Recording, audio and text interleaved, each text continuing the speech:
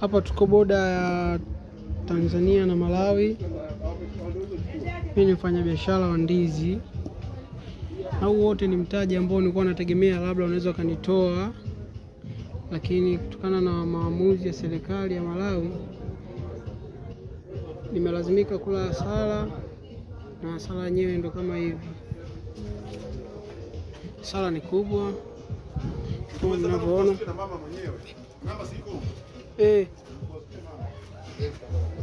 Kama mnavyoona zangu, hasara ni nyingi.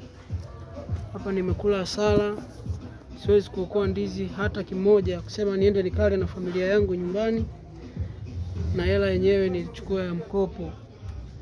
Akili haifanyi kazi. Serikali ya Malawi imeamua inidhalilishe na nilazimu niuze nyumba ili nilipe madeni ya watu. Hizi zote zimeshaoza, zimeshaoza ndizi zote. Biashara inaumiza sana.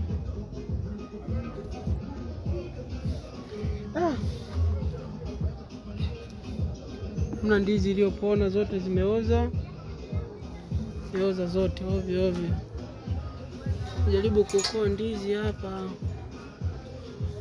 ambazo nimeona bora niziokoe, kama nitaweza kupata hata ya bodaboda ninaporudi nyumbani au ya Panado, maana hii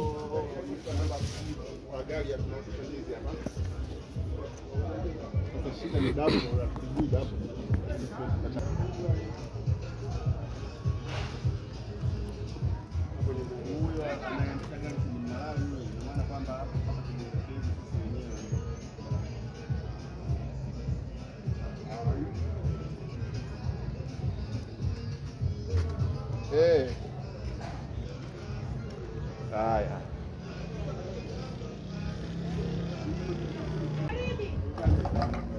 Hapa tuko boda ya Tanzania na Malawi. Mimi ni mfanyabiashara wa ndizi.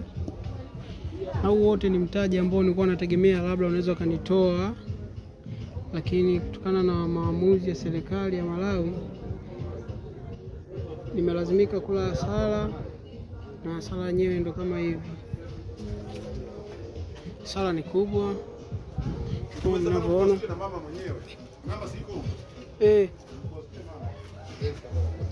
Kama mnavyoona zangu, hasara ni nyingi. Hapa nimekula hasara, siwezi kuokoa ndizi hata kimoja kusema niende nikale na familia yangu nyumbani, na hela yenyewe nilichukua ya mkopo. Akili haifanyi kazi. Serikali ya Malawi imeamua inidhalilishe na nilazimu niuze nyumba ili nilipe madeni ya watu. Hizi zote zimeshaoza, zimeshaoza ndizi zote. Biashara inaumiza sana.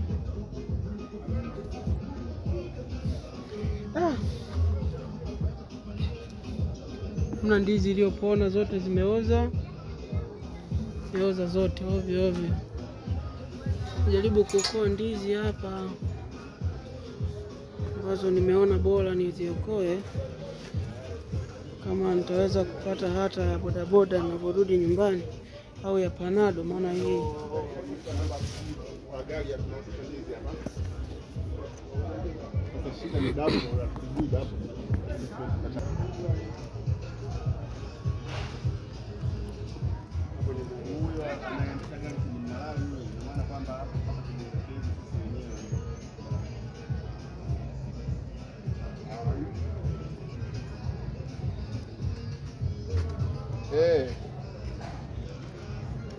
haya.